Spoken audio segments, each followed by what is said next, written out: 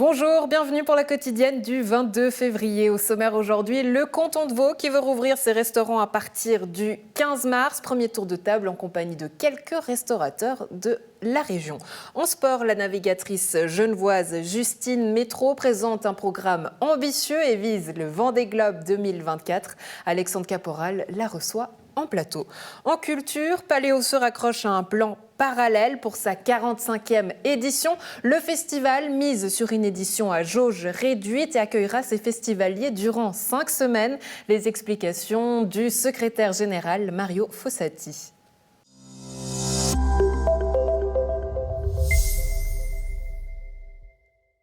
Le canton de Vaud veut rouvrir ses restaurants à partir du 15 mars. Il plaide pour un assouplissement plus large et accéléré des mesures de déconfinement mises en consultation mercredi dernier par le Conseil fédéral. Il souhaite que les restaurants puissent rouvrir à partir du 15. Qu'en pensent les restaurateurs de la région? Premier tour de table en compagnie d'Alexandre Silva, gérant du Café Vaudois à Nyon. Bonjour. Bonjour. Merci d'être avec nous. Également Philippe Wolfsteiner, restaurateur du Yaka et du Balthazar à Gland. Bonjour Philippe, merci d'être avec nous. Alors on va revenir un peu sur ces dernières mesures qui ont été prises à l'annonce justement de ces mesures par le Conseil fédéral. Quelle a été votre réaction, Alexandre Silva?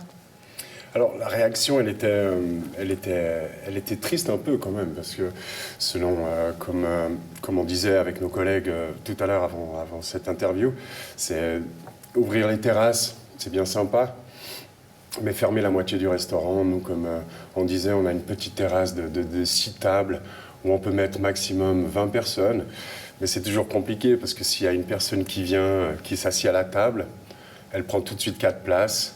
Donc ça va être difficile que les gens qui arrivent de pouvoir s'installer à cette table. Donc ouvrir l'intérieur, moi je pense que ça serait une bonne idée aussi. C'est pas ouvrir seulement les terrasses et puis l'intérieur, ne pas pouvoir utiliser, c'est une perte énorme. Ouais, Philippe Wolfsteiner, j'imagine que c'est des questions que vous êtes posées, c'est ouvrir, mais à quel prix? Exactement, moi je préfère aussi d'attendre dans ce cas et ouvrir en bonnes conditions et utiliser tout le restaurant, parce que si on peut utiliser qu'une partie, ça va être encore plus difficile à gérer selon la météo. Après, on a tous les employés qui sont là, on a peut-être plus d'aide financièrement aussi. Et moi, je pense que ça va être un chimcanard de gestion énorme. Ce que vous me disiez en préparant cette interview, c'était que finalement, le plus difficile à gérer, c'est toutes ces incertitudes. Jusqu'ici, pourtant, ça s'est plutôt bien passé pour vous. Vous avez notamment pu bénéficier de certaines aides. Comment ça s'est passé? Oui, ça s'est passé bien. C'était bien organisé. Au début, au printemps l'année passée, ça s'est relativement vite mis en route. On a dû attendre les premiers formulaires, mais après, une fois qu'on était inscrit, ça roulait très bien. On était indemnisé rapidement. Et j'étais personnellement fier du pays, comment ils ont géré ça. Et maintenant, je pense que tant qu'on est fermé, on sait ce qu'on perd. On peut exactement savoir. Mais quand on remet la machine en route, c'est ingérable. Il y a des facteurs comme la météo. On a aussi vu par contre que les gens sont à chaque fois au rendez-vous quand on peut rouvrir. Donc ça, merci à notre clientèle, vraiment, c'est très appréciable. Ouais, Alexandre Silva, c'est ce que vous nous disiez justement la dernière fois que vous étiez venu, que les clients sont au rendez-vous et ont besoin de revenir justement. Aujourd'hui, vous nous aviez dit que vous pouviez encore tenir 2 mois sur vos économies. Aujourd'hui, dans quelle situation est-ce que vous êtes? Effectivement, la situation d'aujourd'hui est de plus en plus compliquée parce que les économies, il n'y en a plus beaucoup. Il n'y en a plus beaucoup. Nous, les aides et racheter, bien sûr, on les a eues en faisant énormément de paperasse qu'ils nous demandent. On les a fait. On a essayé de faire la demande pour les carrigueurs, qu'il faut montrer d'ailleurs par patte blanche, parce que si vous avez moindre problème, la Confédération ne vous aide pas. Donc nous, là, de ce côté, on est très, très, très contents. Il y a de la demande, nos clients sont là. C'est comme mon collègue disait il y a quelques instants, on les remercie parce que c'est quand même grâce à eux qu'on vit. Mais si les aides tombent, on pourra continuer. Mais jusqu'à aujourd'hui, au niveau des cas rigueur, on n'a toujours rien reçu de la part du canton, de la part de la Confédération. Donc les économies commencent à partir de plus en plus et puis nous, on est presque contraints à vendre bientôt le fonds de commerce. Je vous cache pas, parce qu'on n'arrive plus à tenir. On a un super propriétaire qui est avec nous, mais il faut se mettre aussi à sa place. Il ne peut pas nous aider jusqu'à aussi, il a aussi ses factures derrière, il a aussi ses choses à gérer. Donc, on a de la chance, on verra. Si on nous ouvre au 1er avril, ça ira. Mais après, si ça continue à de nouveau fermer. Et puis aussi pour le moral, quoi. Pour le moral, c'est stressant. On ne dort plus, on est tout le temps en train de penser aux employés, à notre... Ça a été très dur aussi pour vous, hein, parce que vous avez une équipe qui a toujours montré de la conviction, de la force, et puis malheureusement, au bout d'un moment, il faut licencier. Exactement, et puis c'est là où c'est très décevant et très triste pour nous, parce qu'on tombe sur des personnes, parce que la restauration, c'est pas un métier qui est donné à tout le monde, c'est comme je disais, la restauration, c'est une passion, c'est pas un métier, et puis moi je suis passionné par ce métier-là, alors j'en ai fait plusieurs métiers avant ça. Mais c'est le contact avec à la clientèle, nos petits papis qui viennent me voir leur petit verre. C'est ça qui me donne envie de me lever tous les matins, d'aller travailler. Mais on en arrive à un point où on commence à être triste. On ne sait plus où donner de la tête. Ouais, on ne sait plus où donner de la tête. Philippe Wolfsteiner, vous me disiez que pour vous, la situation est un petit peu différente. Enfin, non seulement vous pouvez continuer à vendre à l'emporter, mais aujourd'hui, au cas par cas, chaque situation est différente. Pour vous, le message qui serait important à faire passer aux autorités aujourd'hui, ça serait lequel ? De donner une ligne directe et de la tenir. Pour moi, personnellement, ce qui est très stressant, c'est ce va-et-vient et on change. Et puis, chaque semaine, c'est différent. On nous donne des lueurs d'espoir, on les enlève. Ça me casse. Ça, c'est démotivant, non seulement pour moi, mais aussi pour mes équipes. On ne sait pas sur quel pied danser. Alors, je préférerais qu'ils tiennent bon et puis qu'ils disent, voilà, c'est comme ça, tout est fermé jusqu'à telle et telle date. Et puis, on sait à quoi se tenir. Ce chim-canard d'ouvrir, fermer, c'est stressant. Moi, avec chaque fermeture, avant chaque réouverture, j'ai passé mes journées entières au téléphone. Les gens, ils veulent réserver, ils veulent venir, c'est top. On est très contents et on leur remercie. Mais c'est super stressant de gérer les stocks, les places. Pour ouvrir, fermer, ça m'épuise. C'est épuisant. Aujourd'hui, est-ce que vous seriez prêt à changer complètement de vie ou la passion reste malgré tout et vous voulez aller de l'avant ?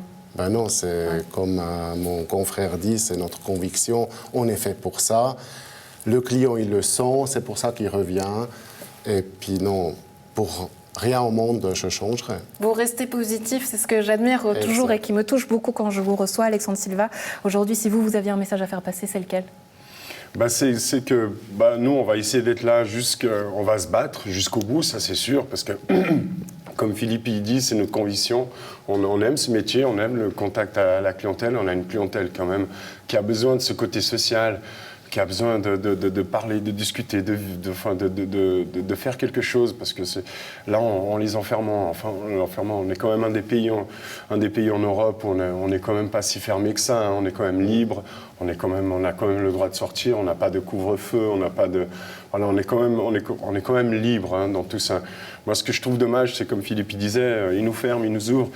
Ok, là, c'est mercredi qu'ils vont annoncer, ok, ils ouvrent les zoos, ils ouvrent les magasins. Moi, je trouve que c'est bien de faire ça parce que ça va amener déjà un peu de vie en ville. Parce que vous allez à Gland, vous allez à Agnon, vous allez dans certaines villes, c'est mort. Et puis, il y a les maraîchers, il y a tout ça qui sont déçus parce qu'il n'y a pas de vie. Et ça mène à rien, tout ça. Donc on verra ce que le conseiller fédéral va nous dire, parce que j'aimerais pas être à sa place en ce moment, le pauvre. Mais c'est pas de leur faute non plus. Donc nous, on essaye d'être avec eux, de les suivre, mais qu'ils nous trouvent aussi des solutions pour nous. Parce que des solutions pour ouvrir les terrasses, d'accord, c'est sympa, mais il fait pas beau. On n'habite pas en Grèce, où il y a des chaleurs conséquentes pour pouvoir rester en terrasse.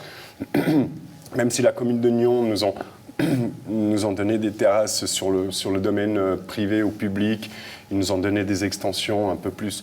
C'est très sympa, mais il faut vraiment qu'ils trouvent une solution concrète qui fasse peut-être cas par cas. Parce que nous, on a envie de travailler, nous, on a envie. C'est comme Philippe disait, il y a beaucoup de marchandises, il y a beaucoup de pertes. On ne nous annonce pas assez tôt pour les réouvertures. Donc il y a beaucoup de pertes au niveau boisson, il y a des dates de péremption, il y a la nourriture. Moi, ça va encore, je fais de la petite restauration, mais toi qui fais, Philippe, ouais. Voyez, tous des stocks à gérer, forcément des questions auxquelles on ne pense pas. En tout cas, merci beaucoup d'avoir partagé avec nous. On ressent toute cette émotion, Alexandre Silva, Philippe Wolfsteiner, et on vous souhaite de pouvoir surtout vous retrouver très vite. Merci beaucoup. Merci à vous, Andrea. Merci à vous.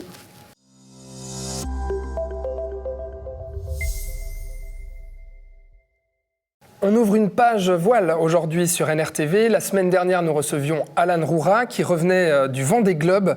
On reçoit aujourd'hui la navigatrice genevoise Justine Métro qui elle aussi a annoncé se préparer pour le Vendée Globe, pour le fameux Tour du Monde en solitaire. Ce sera pour 2024. Bonjour Justine. Bonjour. Justine, avant le Vendée Globe, vous avez rejoint l'équipe internationale 11th Hour Racing en qualité de co-skipper et vous disputerez notamment cette année le Tour de l'Europe en équipage, la Fastnet Race, le défi Azimut et la Transat Jacques Vabre en double et un riche programme pour 2021. Oui, c'est vraiment une super opportunité pour moi de rejoindre cette équipe-là. Donc un équipage international qui se prépare pour le prochain Tour du Monde en équipage. Et puis avec un programme plutôt de double cette année. Donc ouais, super opportunité de pouvoir progresser en IMOCA sur les bateaux du Vendée Globe. Beaucoup de navigation du coup. Il y aura l'Ocean Race aussi en 2022 en équipage. Et puis vous visez surtout, donc, on l'a dit, le Vendée Globe 2024. Comment on se prépare au Vendée Globe ?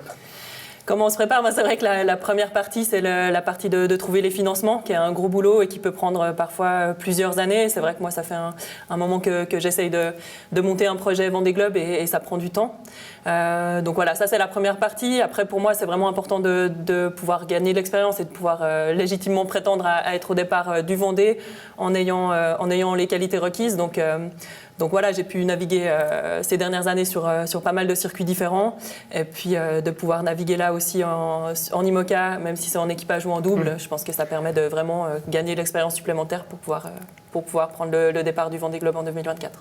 J'imagine que ça fait très longtemps que vous y pensez au Vendée Globe, que ça doit être un rêve de gosse peut-être. À quel moment on se dit, ça y est, là je suis prête, ce sera pour cette année-là ?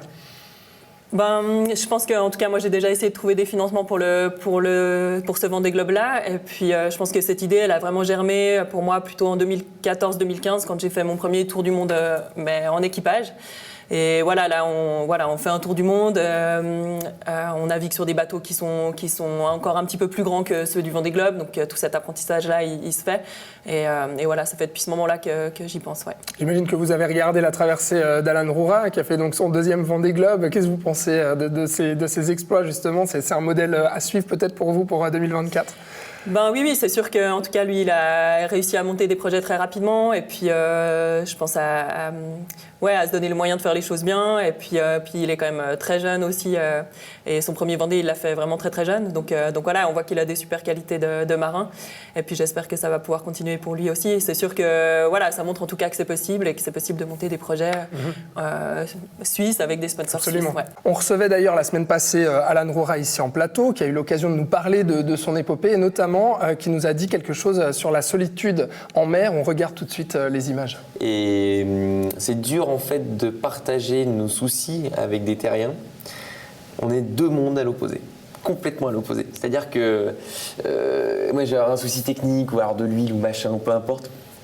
personne ne peut vraiment se rendre compte de ce que tu vis. Et à terre, c'est moi, ma voiture démarre pas, ou je sais pas, c'est un exemple, mais enfin, c'est pas grave. Il y a des bouchons sur l'autoroute. Il y a des bouchons, oui, j'ai pas pu t'appeler parce que machin, j'avais ci, j'avais ça, j'avais un rendez-vous à la banque, ou on a d'autres problèmes, mais c'est deux mondes, mais complètement à l'opposé. Et du coup, toujours un peu de peine à échanger avec la terre. Donc, il me manque forcément, mais j'ai pas ce besoin d'être en contact sans arrêt. On vient de voir à l'instant, Justine, la manière qu'avait Alan Roura de gérer la solitude. Vous vous retrouvez dans ce qu'il vient de dire ? Ben oui, c'est vrai qu'en tout cas, ce qu'il raconte, le fait de devoir gérer les problèmes tout seul, même si on peut faire appel à l'équipe technique qui va conseiller, guider, on se retrouve quand même à gérer les soucis tout seul, à se gérer tout seul pendant des durées qui sont assez longues. Donc c'est sûr que c'est pas simple, et c'est pas simple toujours de partager ça et de trouver l'énergie de raconter ce qu'on fait. Après, ça fait quand même partie de ce qui est important de faire quand on est sur le Vendée Globe, de pouvoir raconter ce qui nous arrive, et puis d'essayer de faire comprendre au mieux aux gens et au grand public ce qui se passe à bord. Vous pensez que vous seriez plutôt comme Alan, à avoir tendance à couper un peu le contact avec la Terre, ou bien au contraire avoir besoin du soutien de vos proches ? Non, c'est vrai qu'en mer, ça fait plaisir de temps en temps d'avoir des nouvelles de la Terre, mais c'est vrai que moi, j'apprécie aussi le fait d'être déconnecté, d'avoir le temps d'être vraiment concentré aussi sur la course. Donc voilà, je sais que je communique avec la Terre à petite échelle. Parlons plus largement du sport nautique et de la voile. Donc, on rappelle, vous êtes professionnelle depuis 2012, Justine Métraux. La voile, c'est un sport plutôt unisexe, ou en tout cas, on a tendance à voir davantage d'hommes représentés dans ce milieu-là. Vous, comment vous avez fait justement en tant que femme pour arriver à vous imposer puis à courir des grandes courses, justement ?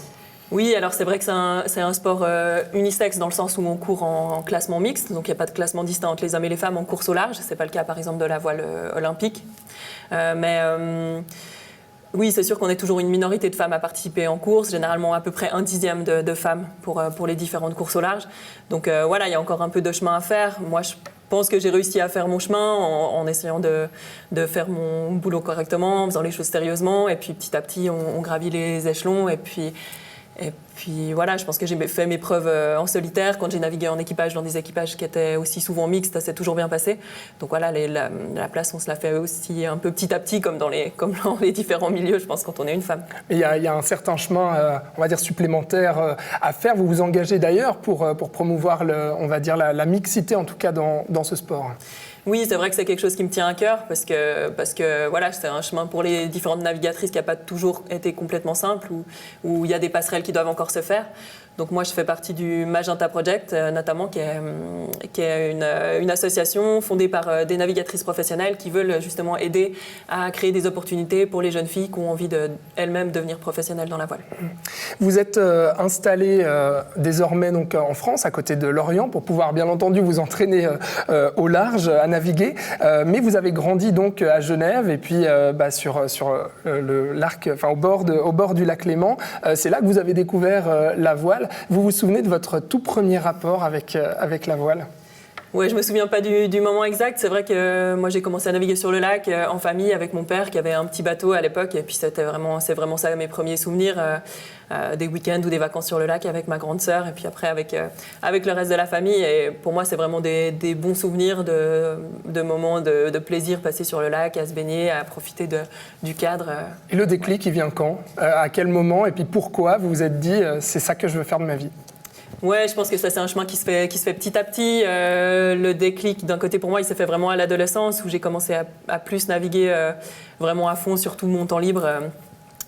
Donc au centre d'entraînement à la Régate, qui est basé à Genève, et puis avec des camps qui étaient organisés par Jean-Paul Bechler, qui est un skipper professionnel suisse et qui voulait former des jeunes à être responsables de voiliers en mer.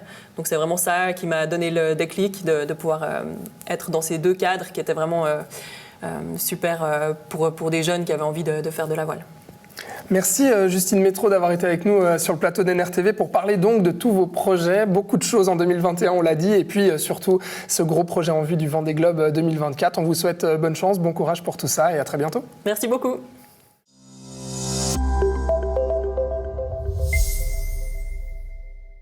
Cap sur le 45e parallèle du Paléo. Cet été, le Festival lyonnais ne pourra pas se tenir sous sa forme habituelle, mais les organisateurs misent sur une taille réduite étalée sur 5 semaines. La décision définitive devrait tomber d'ici fin mars. Les explications de Mario Fossati, secrétaire général du Paléo Festival. C'est ce qu'on espère en tout cas. Pour le moment, on a beaucoup d'incertitudes. On y travaille vraiment. On travaille en tout cas pour garder l'espoir de faire quelque chose pour notre public. Et on travaille sur quelque chose qui, à notre avis, tiendra bien la route. Un bel événement, Covid compatible, mais on a encore toutes les incertitudes quant aux autorisations qu'on pourra obtenir l'été prochain. Alors cet événement, il s'appelle Parallèle 45. C'est un événement donc qui se tiendra sur un mois sur la plaine de Las. Expliquez-nous exactement ce que vous avez prévu pour cette édition justement qui remplacera l'édition du 45e anniversaire qui devait avoir lieu l'année passée. Alors parallèle parce que c'est pas un festival habituel en plus petit, c'est un événement différent volontairement qui sera plus petit en taille, ça c'est clair, puisque on tape plutôt sur une fréquentation d'environ 5000 spectateurs, c'est-à-dire 10 fois plus petit qu'aujourd'hui, sur un terrain quand même assez grand, pas l'entièreté du terrain que les festivaliers connaissent, mais quand même un terrain assez grand puisqu'il faut de l'espace dans un monde Covid, avec en tout cas 2 scènes principales, mais qui seraient des scènes couvertes. Parce que sur une durée aussi longue, on doit protéger la scène et le public, et puis qui serait assise, numérotée pour des questions de traçabilité. Et puis un village qu'on a appelé le village, qui va se déployer des 2 côtés de l'As, avec ce qu'on connaît, un Paléo 1, des bars, des restaurants, mais aussi des lieux où on offrira des spectacles pour les gens qui seront dans le village, des spectacles aussi de théâtre de rue, peut-être de danse. Enfin, là, on est en train d'élargir la palette, on y réfléchit actuellement. Alors j'imagine que vous avez aussi prévu un plan sanitaire. Comment vous allez faire? Vous allez filtrer les gens, vous allez prendre leur température, les gens devront venir avec par exemple un test. C'est un énorme casse-tête ça. Pour le moment, on n'a pas encore, on ne sait pas ce que les autorités nous demanderont. Jusqu'à présent, la question, par exemple, des tests ou d'un passeport Covid, par exemple, c'est déjà débattu au niveau des autorités fédérales. Donc, nous, on n'a pas de réponse de ce côté-là.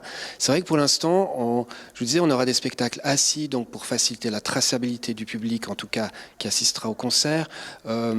Personne ne pourra venir sans billet. Même les gens qui viendraient juste passer une soirée dans ce qu'on appelle le village devront quand même prendre un billet pour qu'on ait l'identité des gens. Après, tous les espaces seront probablement, en fonction des directives qui seront en vigueur en été, les espaces seront sécurisés. Comme aujourd'hui, les restaurants sont fermés, mais quand ils étaient encore ouverts, il y avait des règles qui s'appliquaient à l'intérieur. Donc on va appliquer les règles du moment dans les restaurants, dans les bars, dans les lieux où les gens circulent, comme dans la rue aujourd'hui. Peut-être qu'on devra demander le port du masque, peut-être pas, on ne sait pas. Quant au test, c'est quelque chose qui paraissait totalement farfelu il y a encore quelques semaines. Puis les dernières discussions qu'on a eues avec les autorités, mais aussi l'amélioration des techniques, des tests rapides, font que c'est pas une question qui aujourd'hui est totalement incongrue. Et donc on commence à y réfléchir sur à quelles conditions on pourrait envisager que toute personne qui rentre soit testée. Alors on sait que Paléo, vous êtes des rois dans la gestion des flux. Votre modèle fait école. J'imagine que vous avez mis à contribution justement ce logiciel de gestion des flux pour imaginer cette édition nommée 45e parallèle. Oui. On travaille selon les modèles qui sont les nôtres habituellement, selon nos connaissances en matière de gestion de foule, de comportement, mais aussi nos valeurs. C'est-à-dire que le but quand même, c'est de proposer une expérience agréable aux spectateurs, une expérience qui corresponde à ce qu'il vit actuellement ou habituellement au festival. Et donc l'idée, c'est pas qu'on vienne dans un événement pareil comme on irait visiter une centrale nucléaire. Donc voilà, tout ça sont les enjeux sur lesquels on travaille. On discute beaucoup avec les autorités, on discute aussi avec les médecins parce que encore une fois, la science évolue très vite. Si on parle des tests, aujourd'hui, il commence à arriver des tests rapides, mais ces tests rapides demandent encore un prélèvement avec un bâtonnet nasal, donc peut-être qu'avec des tests salivaires ce serait plus facile, etc. Donc on suit ça très près en essayant de chercher les solutions qui permettraient de faire un festival, et un festival où on fait la fête. Pour imaginer cette édition, vous aviez 3 plans. Le plan configuration normale, le plan qu'on vient d'évoquer, donc le 45e parallèle, et puis le plan K pour catastrophe. Qu'est-ce qui vous a fait choisir cette édition, on va dire, entre deux, plutôt que de prendre le pari finalement de faire un paléo classique ? Bon, Il suffit les gens qui connaissent le festival, réfléchissez à la dernière fois où vous êtes venus. Quand on imagine cette foule dense, massée, c'est 50 000 personnes sur le terrain. Aujourd'hui, ça paraîtrait impensable. Quand on voit toutes les images du festival, c'est pas du tout compatible avec une année de Covid. Donc, de ce point de vue-là, c'était difficilement imaginable. On ne sait même pas si le public aurait eu envie de vivre ça, quand bien même on aurait eu l'autorisation. Aujourd'hui, on n'aurait même pas l'autorisation de réunir 10 personnes, donc ça serait difficile. On a aussi beaucoup d'incertitudes sur les artistes, c'est-à-dire que les artistes eux-mêmes se posent des questions sur quel sera l'été 2021 pour eux. Si vous imaginez les risques de quarantaine, par exemple en tournée, aucun artiste peut prendre le risque aujourd'hui de partir en tournée puis d'être bloqué 2 semaines dans un pays parce qu'il y a eu un changement de réglementation sur les franchissements de frontières. Donc il y a aussi des incertitudes et on pense par exemple que beaucoup d'artistes nord-américains ne prendront pas le risque de traverser l'Atlantique l'été prochain. Donc toutes ces conditions font que, imaginez le festival qui était prévu, ça devenait de plus en plus difficile. Alors, pas d'artistes nord-américains, il y a en plus le Brexit qui s'interpose dedans. On sait que les techniciens, souvent, ils sont engagés en Angleterre et ils font ensuite la tournée européenne. Et puis encore, toute la programmation, on va dire, de la scène suisse et régionale, n'ont pas pu travailler. Comment vous allez justement annoncer cette affiche et sur quel axe, finalement? Est-ce que ce seront des artistes suisses? Est-ce que vous aurez quand même des stars internationales? Alors, Suisse certainement, ça fait partie de notre vocation. Internationale, européenne, très probablement. Comme je vous disais, nord-américaine, il y a peu de chance. Peut-être que des artistes décideront prendront le parti de venir en Europe tout l'été. Mais pour l'instant, on n'en sait rien. D'une manière générale, on avait une bonne partie de la programmation qui était faite. Donc, ce sont tous des artistes avec lesquels on a des contacts, des discussions. Donc, déjà, on discute avec ces artistes de comment eux envisageraient l'été prochain. Et puis, on est en train de contacter tous azimuts, tous nos contacts, tous les agents, plein d'artistes, pour voir qui a envie de tourner l'été prochain, dans une configuration de salle assise, etc. Donc, pour l'instant, on n'a signé aucun contrat. On aimerait bien, pour les programmateurs c'est stressant, mais disons, on a énormément d'ouverture, mais tout le monde réfléchit, un peu comme nous, tout le monde se demande, y compris les artistes, comment on va vivre l'été prochain les festivals. Mais les artistes ont besoin de remonter sur scène. Il y a pourtant une défection de poids, en tout cas pour cette année, c'est évidemment Céline Dion. Alors, le concert n'est pas annulé, dites-vous, il est reporté, on ne sait pas vraiment quand, mais en tout cas, il n'y aura pas de Céline Dion cette année. Non, malheureusement, 2e année de suite.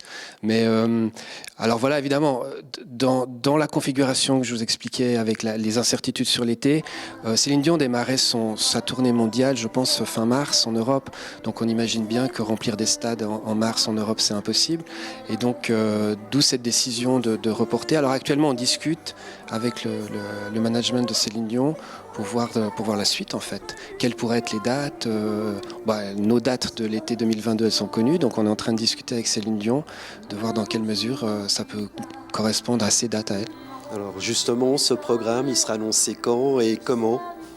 J'aimerais bien vous dire la semaine prochaine, mais on n'en sait rien. Non, pour le moment, on doit d'une part, on doit continuer à travailler sur le projet lui-même de 45e parallèle et avec les autorités pour savoir si on peut le faire. Encore une fois, aujourd'hui, si on demandait l'autorisation ferme aujourd'hui, elle serait négative puisque les autorités ne peuvent pas s'engager sur l'été prochain. Donc ça, c'est déjà une étape qui va nous conduire en tout cas jusqu'à la fin du mois de mars. Puis en parallèle, on va travailler à la programmation. Donc je pense qu'on pourra annoncer les premiers noms au mois d'avril. On devra de toute manière, mais on n'a pas encore fixé par exemple une date d'ouverture de la billetterie compte tenu de toutes ces incertitudes.